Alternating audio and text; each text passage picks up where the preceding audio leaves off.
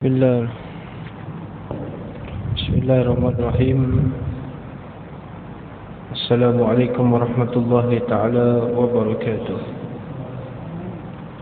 Alhamdulillah wassalatu wassalamu ala sayyidina Rasulillah Muhammadin wa ala alihi wa sahbihi wa man wala.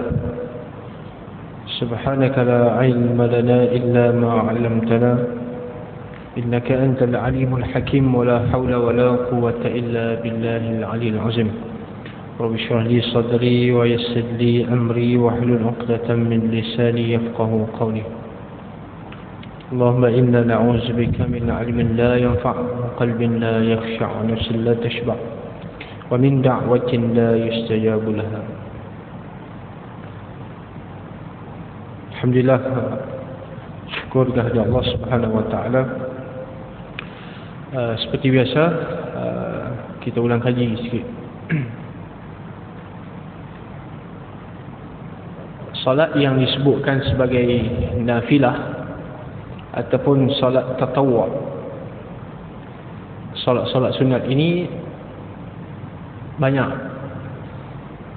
dan fungsi ataupun kedudukan salat ini sebagai menampai kekurangan di dalam solat fardu.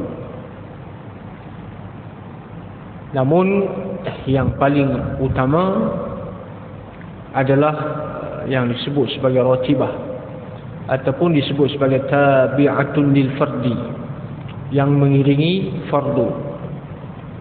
Antara yang afdal, meskipun ada yang kita nak buat solat sunat ni, sebaiknya, saya sebut sebaiknya, adalah setelah selesai bacaan ataupun kita punya wirid, baru buat sembahyang sunat. Itu dari sudut afdal lah, bukan dari sudut salah ataupun bukan dari sudut berdosa ataupun tak. Cuma dari sudut yang terbaik adalah dengan menyelesaikan bacaan-bacaan yang lebih sunat lagi, dipanggil lebih sunat.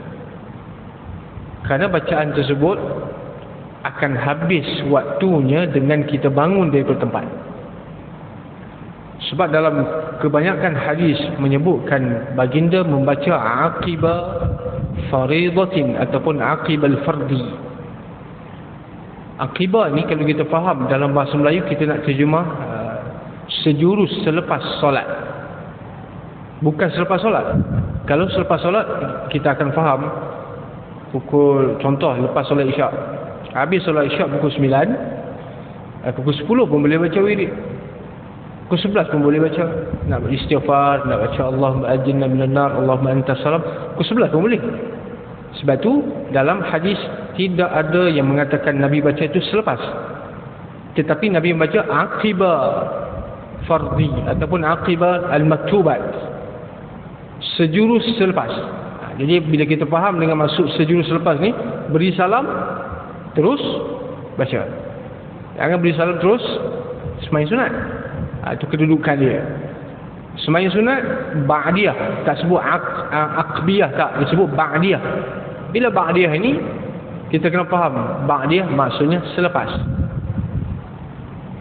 Dalam solat ada qabliyah, ada ba'diyah. Ba'diyah ni selepas, maksudnya kalau dia buat solat sunat ba'diyah pukul 9.30 pun boleh, pukul 10 pun boleh, pukul 11 pun boleh, tak kisah.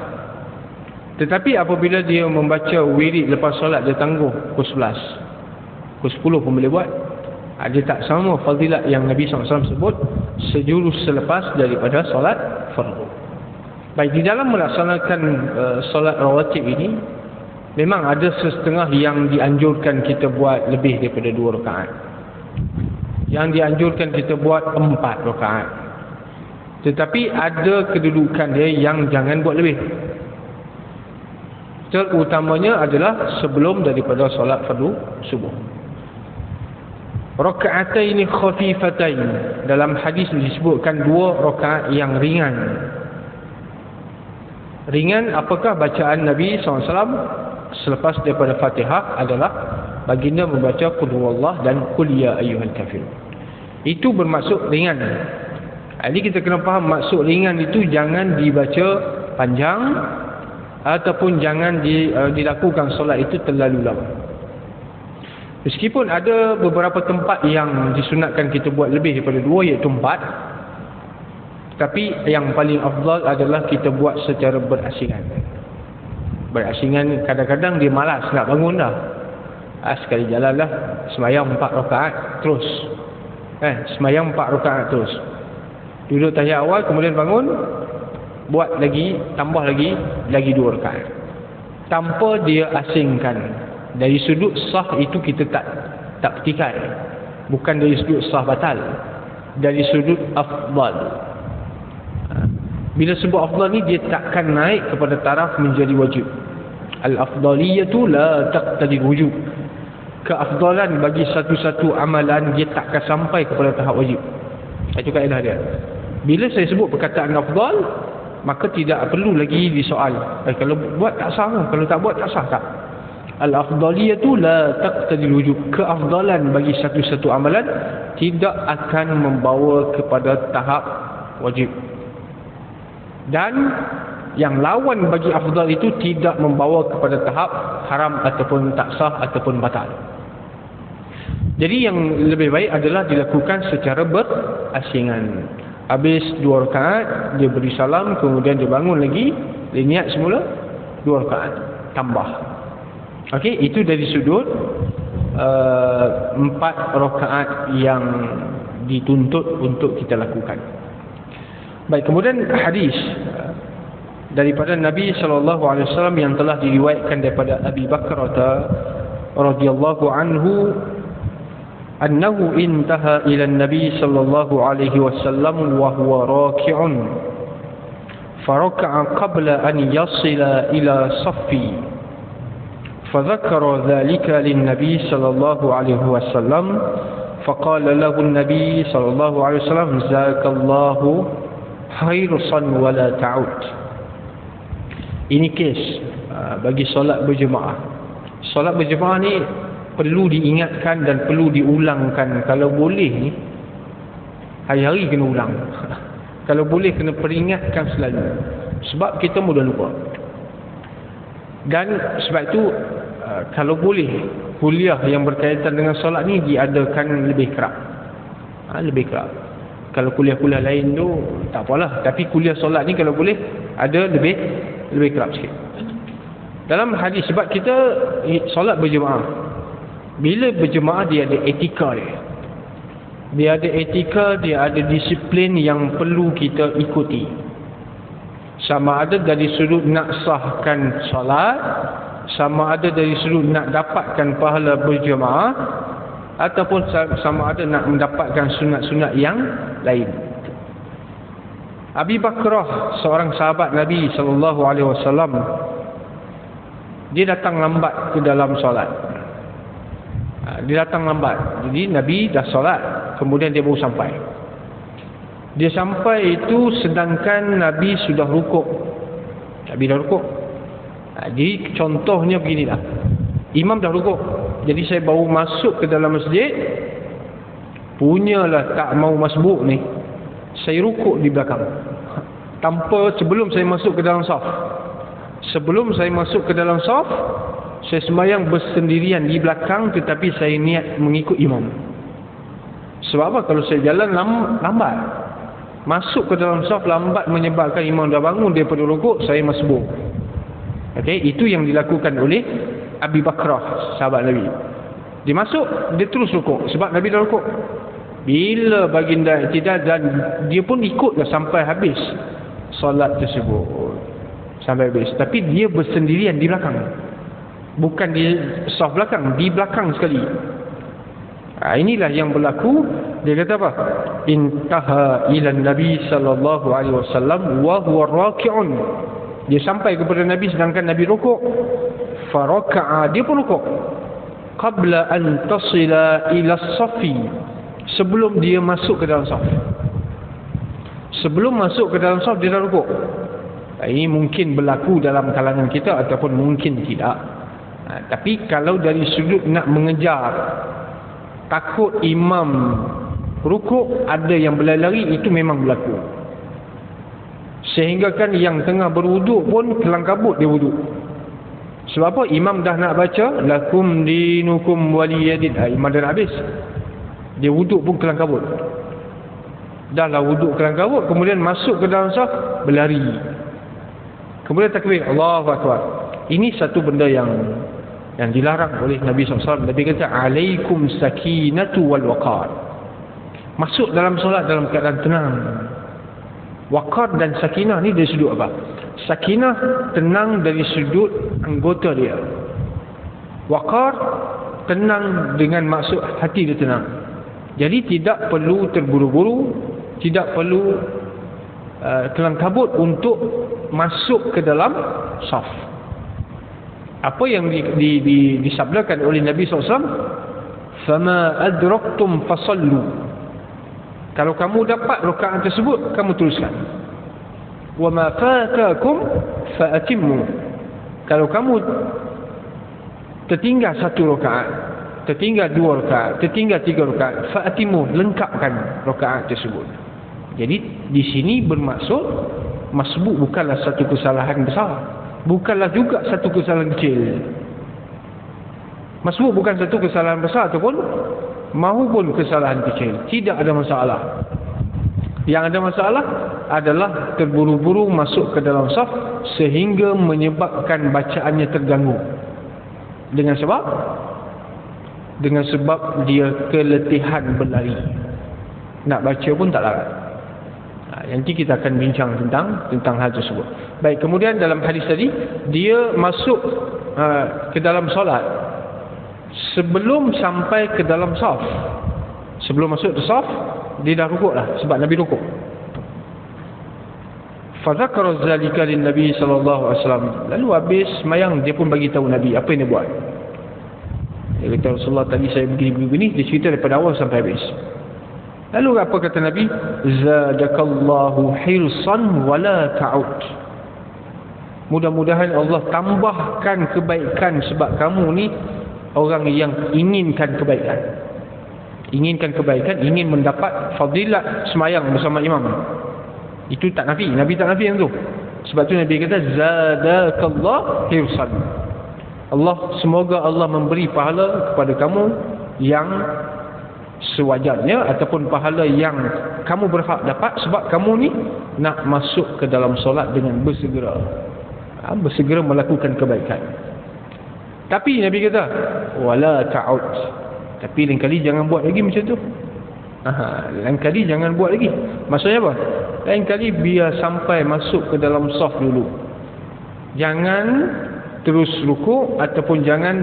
Dia begini, dalam masalah kita mengikut imam, apa yang dianjurkan oleh Nabi SAW, Nabi kata fal yasna' kama sana'al imam. Ada sebahagian kita yang tunggu imam. Tunggu imam bagaimana? Saya masuk ke dalam saf, kemudian imam sedang sujud. Imam sedang sujud, maksudnya sedang tertinggal satu rakaat. Tunggu sambil cukup pinggang, tunggu sampai berpeluk tubuh, menunggu imam bangun daripada sujud kepada qiyam pada rakaat yang seterusnya. Jadi perbuatan menunggu itu adalah perbuatan yang makruh. Sebab apa makruh? Karena Nabi SAW mengatakan falyasna' kama sana'al imam. Bila kamu masuk dalam saf, apa sahaja yang imam buat, kamu kena ikut. Apa saja yang dilakukan oleh imam, kamu kena ikut. Bermaksud, bila imam sujud, apa perlu saya lakukan? Takbir Allahu Akbar, turun sujud. Apabila imam rukuk, saya rukuk. Apabila imam i'tidal, saya. Apabila imam duduk tahiyat awal, saya tahiyat awal. Jangan tunggu imam bangun daripada tahiyat awal.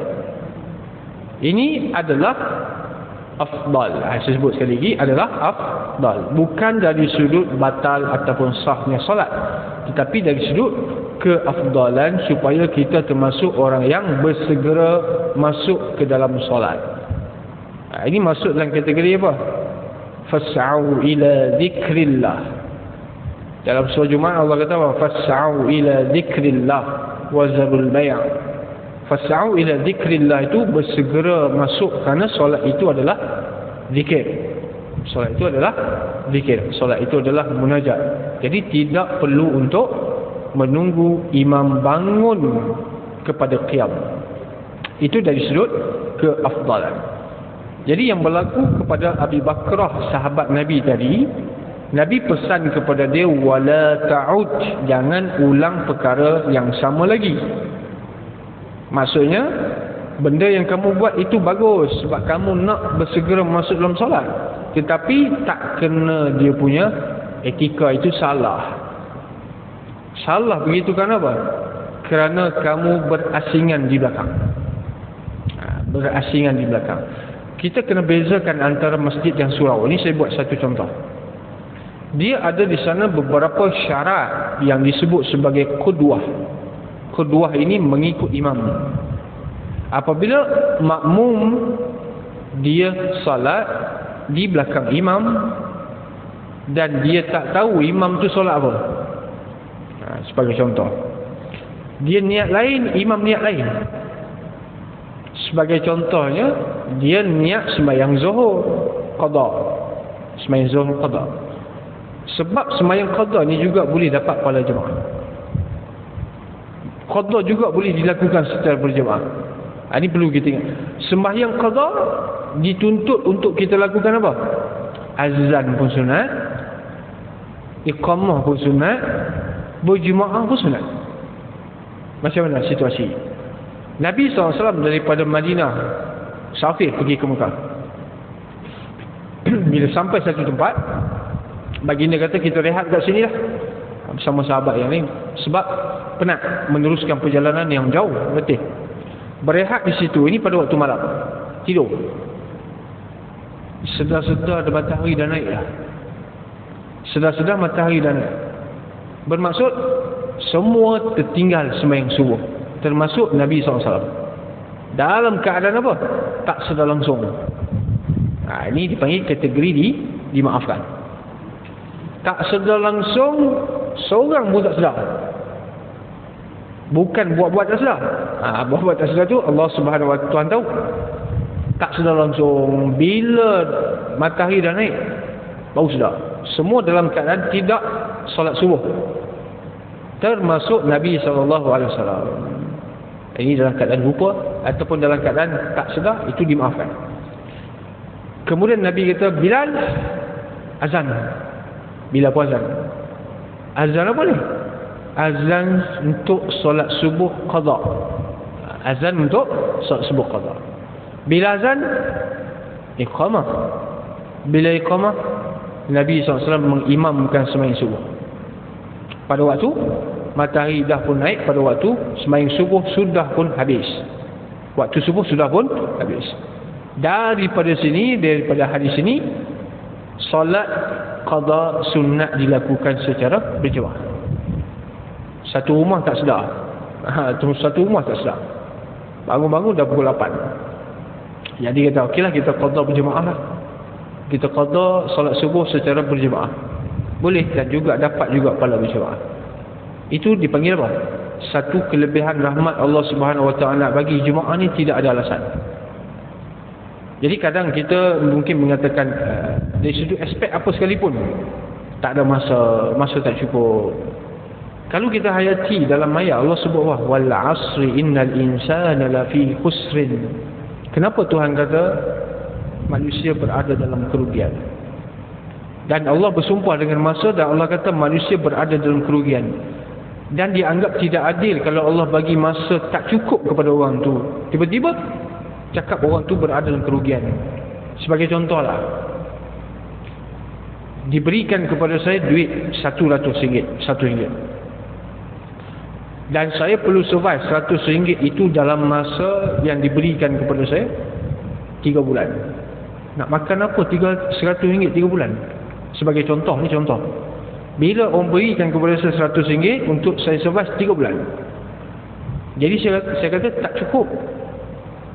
RM100 tak cukup untuk 3 bulan. Kemudian saya pula kena judge. Saya kena terus apa, RM100 pun tak boleh. Nampak? Jadi Allah Subhanahu Wa Taala itu dipanggil apa? Tak adil.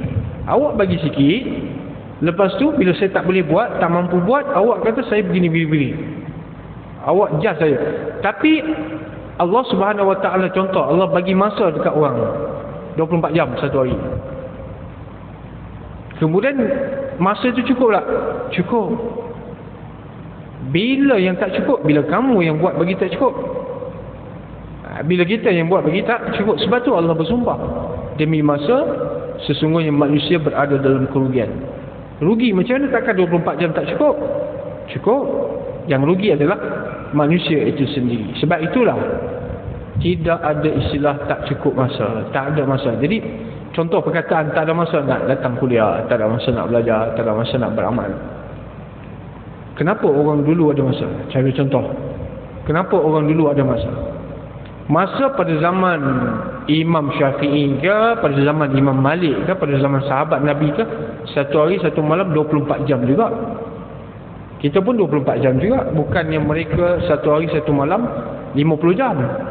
Kita 24 jam makin sikit. Bukan. Masa sama. Tapi kenapa tak boleh berikan walaupun sedikit untuk diri sendiri, untuk diri sendiri, termasuk amal-amal yang ataupun pengajian, apa sajalah. Jadi bukan tidak ada masa ataupun tak ada masa, tetapi masa kita itu tidak berkat. Masa kita itu tak diberkati oleh Allah Subhanahu Wa Taala. Jadi bila masa itu berkat, masa sikit tapi dia boleh buat benda-benda yang berfaedah dalam masa yang sikit. Saya suka kongsikan, saya pernah sebut berulang kali, Imam Nawawi, masa itu berkat. Kenapa masa dia berkat? Umur tak panjang, 40 tahun meninggal muda, 40 tahun meninggal. Tapi dalam masa 40 tahun tu, apa yang Imam Nawawi buat? Dia tidak mencia-ciakan masa dia walaupun sikit. 40 tahun hidup. Tapi ulama telah mengatakan apa yang dia buat dalam 40 tahun tu sama bersamaan dengan orang yang usianya 100 tahun. Apa dia buat tu? Macam mana dia boleh ada masa pula situ? Jadi tidak ada istilah tak ada masa. Sebab tu Allah sebutkan lagi pengecualian, illal ladzina amanu wa amilus solihat. Kecuali orang yang beriman, orang beramal soleh, ini tak rugi masa dia. Masa dia berkat. Masa dia berkat. Sikit pun tapi dia dapat isikan dengan perkara-perkara yang berfaedah. Perkara-perkara ataupun amal-amal yang Nabi SAW bagi, yang kita boleh buat yang tidak memakan masa yang terlalu panjang pun. Zikir-zikir yang tidak mengambil masa yang terlalu panjang. Jadi yalah, kita muhasabah masa tak cukup ke ataupun kita yang berikan tak cukup. Kita yang menyebabkan masa itu tidak cukup. Jadi dalam hadis Nabi kata zakallah hirsan wala ta'ud. Boleh kita faham apa dia? Semangat sahaja tak guna tanpa ada ilmu. Sahabat nama Abi Bakrah, dia masuk ke dalam solat, dia nak cepat-cepat masuk dalam solat. Tapi Nabi kata jangan buat lagi macam tu. Ini menunjukkan apa? Keinginan, kehendak kita untuk mendapatkan satu-satu ganjaran. Semangat sahaja tak ada guna tanpa ada ilmu. Apa jua yang kita buat, kalau semangat kita lebih daripada ilmu, itu tak boleh. Semangat kita mesti selaras dengan pengetahuan kita, supaya amal yang kita buat itu berbetulan ataupun berdasarkan apa yang kita tahu, bukan apa yang kita tak tahu. Kemudian dalam hadis yang lain, Nabi SAW mengatakan daripada Abi Wasibah, seorang sahabat Nabi, nama dia Wasibah bin Ma'bad, anna Rasulullah sallallahu alaihi wasallam ra'a rajulan yusalli khalfa as-saffi wahdah fa amarahu an yu'ida as-salah. Baginda selalu memerhatikan orang yang sembahyang. Nabi selalu tengok orang sembahyang. Sebab apa tengok? Adakah nak mencari kesalahan? Bukan nak cari salah, tapi nak mengajar. Sebab tu Nabi kata apa? Sallu kama ra'aitumuni usalli. Semayang, tengok cara aku semayang. Jangan buat sendiri.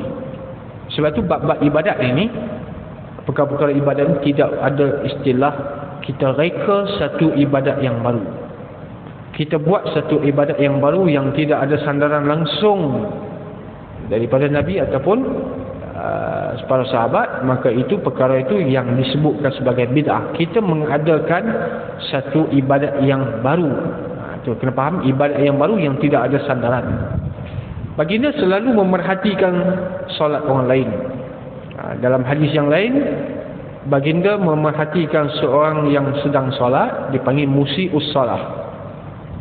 Sembayang, habis sembayang tu Nabi kata sembayang lagi sekali. Maksudnya sembayang tadi ni salah, lagi sekali sembayang. Dia pun sembayang, perhatikan lagi. Kita kalau buat ibadat, yang orang perhati, kita rasa janggal, betul? Kalau kita baca Quran pun, apabila ada yang mendengar, kita rasa janggal. Yang pandai terus tak pandai, yang baca lancar terus jadi sangkut-sangkut, kan? Nabi perhatikan, kemudian Nabi suruh ulang balik. Sebab sembahyang dia tu tidak betul daripada awal sampai habis. Cuma dalam hadis wasibah ini, Nabi melihat seorang lelaki yang solat. Dia solat mana? Di belakang saf secara bersendirian. Saf dah penuh. Ini kita kena faham dulu kedudukan saf. Bilangan saf di dalam solat ini lagi banyak, lagi afdal. Lagi banyak bilangan saf ataupun lagi banyak individu yang solat di situ, lagi afdal. Tetapi jangan kita lari daripada qaryah. Lari daripada qaryah ini bermaksud qaryah, masjid yang dekat dengan kita tu, kita tak pergi, kita pergi masjid lain. Sebab masjid lain mungkin lebih meriah, ramai. Dan masjid yang dekat dengan qaryah kita itu, jemaahnya 3-4 orang. Itu kalau kuliah maghrib, seorang. Yang 2 orang lagi balik. Saya pernah, sampai sekarang saya pernah mengajar di satu tempat. Satu tempat yang lebih 3 tahun dah saya mengajar. Jemaah dia daripada dulu sampai sekarang, daripada 3 tahun lepas sampai sekarang, kalau sembahyang maghrib tu ada lebih kurang 15 orang. Tapi kalau kuliah maghrib 3 orang, 4 orang. Kadang-kadang seorang pun ada. Seorang ni. Jadi saya fikir, macam cakap dengan tiang pula. Macam cakap dengan tiang. Tapi di situ sampai sekarang pun saya mengajar lagi situ. Biarlah seorang pun, 2 orang pun tak kisah. Kalau seorang tu tidur, cakap dengan tiang lah saya. Dah ada seorang kan. Seorang tu siapa dia? Imam. Kalau imam pun tidur juga, saya cakap seorang-seorang, cakap dengan tiang lah. Tapi ada juga kita yang berlaku situasi macam ni, solat. Apakah hukum kita lari pergi kepada masjid yang lain, yang bilangan jemaah dia lebih ramai, sedangkan kita tinggalkan qaryah, masjid di qaryah kita? Hukumnya adalah makruh jika kita paling dekat dengan masjid tu. Paling dekat dengan masjid. Tapi kalau nak mencari lain ataupun nak mencari lebih, situ ada majlis ilmu. Lepas kuliah maghrib, lepas solat maghrib dia ada kuliah. Itu cerita lain. Itu afdal. Apa yang Nabi lihat? Dia sembahyang bersendirian, seorang diri di belakang. Kedudukan saf dia sudah tentu yang pertama lagi baik daripada yang kedua. Yang kedua lagi baik daripada yang ketiga. Begitulah seterusnya. Dari sudut level kedudukan pahala tu, yang awal lagi bagus. Tapi janganlah dia cop tempat siap-siap. Cop tempat siap-siap. Ini ada, bukan sini lah, tempat lain. Ini saya pernah beritahu sebelum ni kan. Ini muslimat, terutamanya muslimat. Sembahyang subuh, dia datang lambat sikit, dia bagi tahu kawan dia, ambil tempat sebelah. Jadi orang tu pun letaklah handbag dia sebelah tu. Jangan duduklah kawasan ni, ada orang, dia dah booking siap lah, dah reserve untuk kawan dia. Boleh kan nak reserve soft? Dia tanya dulu. Nak reserve soft boleh? Macam mana kalau VVIP? Ni macam mana kalau VVIP saya sebut? Kalau ada satu contoh, solat Jumaat ataupun solat apa sekalipun, satu soft ini penuh, telah dikosongkan kerana apa? untuk di reserve kepada VVIP. Walaupun saya datang awal, saya kena duduk soft belakang juga. Sebab apa saya tak boleh duduk depan? Ini dah reserve satu soft penuh untuk VVIP. Jadi agak-agak benda macam ni datang daripada syarak ataupun tidak? Boleh ke buat begini? Penuh, bukan di satu ataupun dua tempat, tapi penuh satu soft. Ini adalah perkara yang berlaku dalam kalangan kita. Tak boleh. Dia sifir dia macam mana? Soft. Sifir mudah. Siapa datang awal, dia dapat. Sebab tu dalam hadis Nabi sebut apa? Lau ta'lamuna ma fi saffil ula.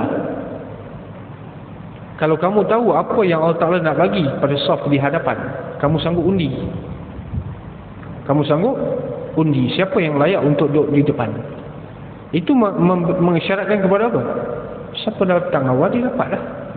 Siapa datang lambat, duduk belakang. Itu sifir mudah. Lainlah kalau datang lambat tapi duduk depan. Ini kalau satu reserve satu untuk ustaz yang ceramah, itu okey lah. Ataupun reserve satu dua untuk imam, untuk ijaki masjid, okey lah. Ini isu yang berlaku yang saya sebut ni apa dia? Satu soft penuh. Ini berlaku dekat masjid wilayah. Saya sebut dekat masjid wilayah. Saya datang duduk, tak boleh, yang ni dah reserve. Saya pun duduk dah belakang. Kita pun kena allow duduk belakang. Tak boleh depan walaupun datang awal. Diskriminasi. Ini dipanggil sebagai diskriminasi di dalam agama. Macam mana diskriminasi? Ada pula dikira ada golongan-golongan yang tertentu yang mendapat keistimewaan tertentu. Jadi tak ada macam ini. Dalam agama tak ada macam ni. Siapa yang cepat dia dapat.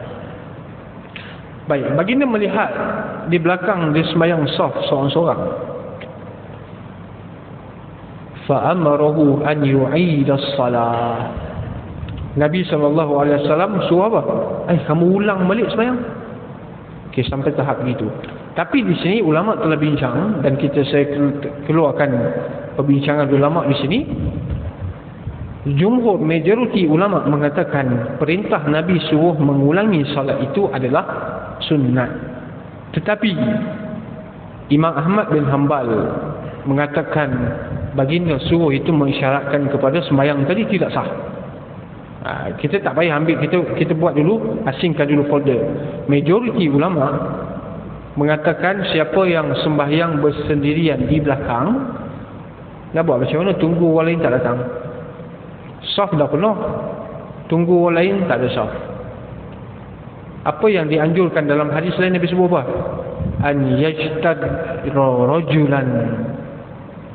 Tarik seorang belakang, tarik seorang di depan supaya dia ke belakang. Tapi tak pernah kita buat. Contoh, saf yang pertama penuh, saf yang kedua penuh, yang ketiga penuh, saya bina saf baru yang keempat. Saya bina saf baru yang keempat. Kemudian saya tunggu, kok ada orang lain datang kan? Tak ada orang pun ni. Adakah saya bina saf yang keempat bersendirian, ataupun saya cuba masuk juga menyelit? Saf depan tu cari yang mana boleh selit lagi, selit. Satu, masuk seboleh mungkin kalau boleh masuk. Ataupun an yajtarra rajulan, dalam hadis Nabi sebut apa dia? Tarik seorang jemaah di depan supaya dia ke belakang, teman kita dalam saf yang keempat bersendirian. Tapi ini bagi orang yang ada ilmu lah. Kalau orang tak tahu apa? Tak tahu, dia kena tarik, tengok belakang dia marah lah. Tapi sebab tu saya kata dia kena ada ilmu. Kita nak beribadat, contohlah, ini banyak berlaku lah daripada dulu sampai sekarang. Bila saya nak ikut satu imam, saya ikut dia, saya duduk di sebelah kanan dia. Ramai orang yang cuik-cuik bahu dia kan, cuik bahu dia, kemudian takbir Allahu Akbar. Itu ganggu orang solat tu. Dia ganggu orang solat. Dia cuik bahu, dia ganggu orang solat. Yang sebenar macam mana nak buat? Adakah kita wajib tahu? Okey, gini, adakah imam wajib tahu ada orang ikut belakang dia? Imam tak wajib tahu orang ikut belakang dia. Walaupun saya sedang mengikut seorang yang sembahyang, dia daripada awal tak tahu pun saya ikut belakang dia, saya tetap mendapat pahala berjemaah. Dia tak dapat pahala berjemaah sebab dia tak niat.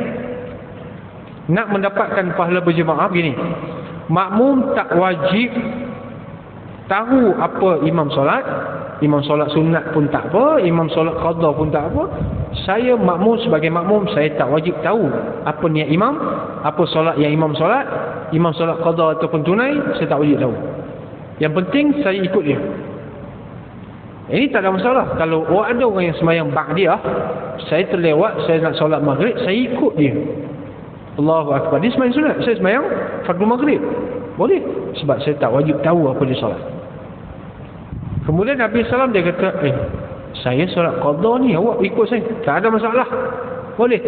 Walaupun dia niat qada. Makmum tidak wajib mengetahui apa isi hati imam. Kalau macam tu jenuh lah kita nak tahu. Makmum tak wajib tahu apa isi hati imam. Cuma apa yang perlu makmum lakukan adalah duduk di sebelah kanan. Ini kedudukan saf laki-laki. Takbiratul ihram kuat sikit. Allahu Akbar. Dan dia dengar kita takbir, kalau dia tahu, dia akan ubah niat dia tu, dia menjadi apa? Imam. Dan bacaan dia akan dibaca dengan kuat. Itu adalah syarat bagaimana etika untuk mengikut imam. Ya? Tak dengar? Tak perlu cuit, tak payah cuit. Cuit-cuit itu mengganggu orang yang sedang solat. Jadi tak ada pun nas menunjukkan cara nak mengikut imam itu adalah perlu dicuit-cuit. Dicuit-cuit imam kan? Tak payah. Kalau imam tu jenis yang melakah, lagi dah masalah. Kan? Cuit-cuit dia dalam solat, rupanya dia ni kaki melatah, kuat melatah kan? Baik, tak perlu cuit. Cukup sekadar takbiratul ihram dengan kuat menandakan kita nak ikut. Macam tu juga orang bagi salam rumah, Assalamualaikum. Nak jawab salam tak boleh, batal solat. Apa yang perlu kita lakukan macam mana? Nak isyaratkan, nak bagi tahu dia kita sedang solat ni. Apa yang Nabi buat? Ali bin Abi Talib ketuk pintu rumah Nabi bagi salam. Kemudian apa Nabi buat? Yatanahna fi salah. Yatanah ni itu dipanggil yatanahna, berdehem. Ataupun dengan membaca bacaan itu dengan kuat. Kalau takbir, takbir kuat. Kalau Fatihah dibaca kuat. Gitulah. Kalau i'tidal pun dibaca kuat, walaupun sembahyang seorang diri. Dan hadis yang terakhir adalah daripada Anas radhiyallahu taala anhu.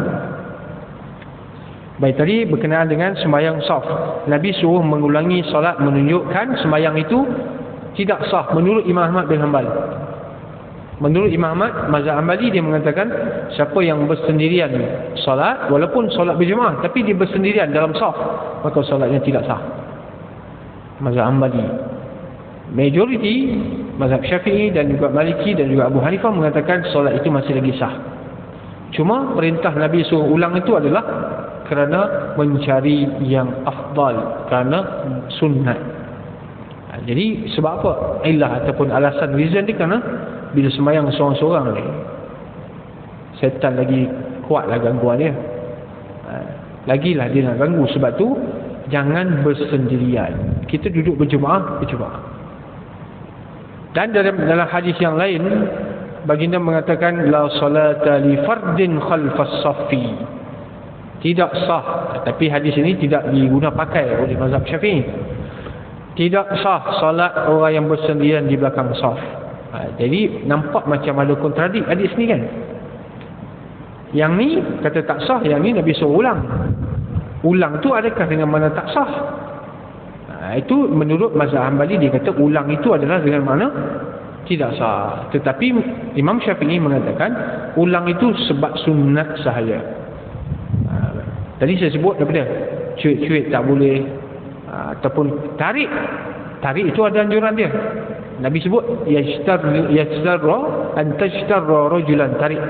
Itu tak ganggu. Tarik dan dia akan mundur ke belakang menemani kita dalam saf yang kita bersendirian, itu tidak dipanggil mengganggu orang yang solat. Jadi banyaklah benda-benda yang mengganggu orang solat ni. Nabi kata, man akala thawma fala taqrabu masjidi hadha. Thawm itu maksudnya bawang putih. Ya. Cari baju. Tarik pakaian dia, kalau dia sedar, dia perasan dia ke belakang lah. Tapi kalau dia anggap orang kacau dia sembahyang, nak buat macam mana? Dia abaikan lah. Tapi kalau dia tahu, dia akan undur ke belakang. Dalam hadis Nabi kata, man akala thawma, siapa yang makan bawang putih. Jangan kita faham literally bawang putih. Sebab itu bagaimana ulama faham, bukan maksud dia bawang putih kan. Maksudnya benda makanan, benda-benda yang berbau busuk. Takkan Nabi nak sebut petai pula kan? Mana ada petai? Jadi situ kita tak boleh faham. Bila kita nak faham nas, kita nak faham hadis ataupun ayat, apa yang disebutkan tu jangan kita faham benda tu saja. Kita kena faham apa benda, apakah yang ada di sebalik bawang putih, dia mengeluarkan bau. Begitu juga makanan-makanan lain yang berbau, jangan solat berjemaah lah. Jangan solat berjemaah lah. Sebab dia akan ganggu orang lain. Akan ganggu orang lain, termasuklah di dalam solat. Kalau bagi lelaki-lelaki ni, kalau yang merokok tu, jangan masuk dalam jemaah dululah. Pergilah kumur dulu ke, kan? Dia kumur dulu ke macam mana, bagi hilangkan bau, kemudian masuk dalam jemaah. Tapi kalau dia pakai mask seorang-seorang dia yang bau, itu kurang itu tak ganggu. Baik. Sekali itu dulu, wallahu subhanahu wa ta'ala alam. Bismillahirrahmanirrahim. Allahumma atina rahmatan min 'indika wa 'allimna min ladunka 'ilma. Rabbana atina fid dunya hasanah wa fil akhirati hasanah wa qina adzabannar. Wa sallallahu alaihi wa sallam alaihi walhamdulillahi rabbil alamin.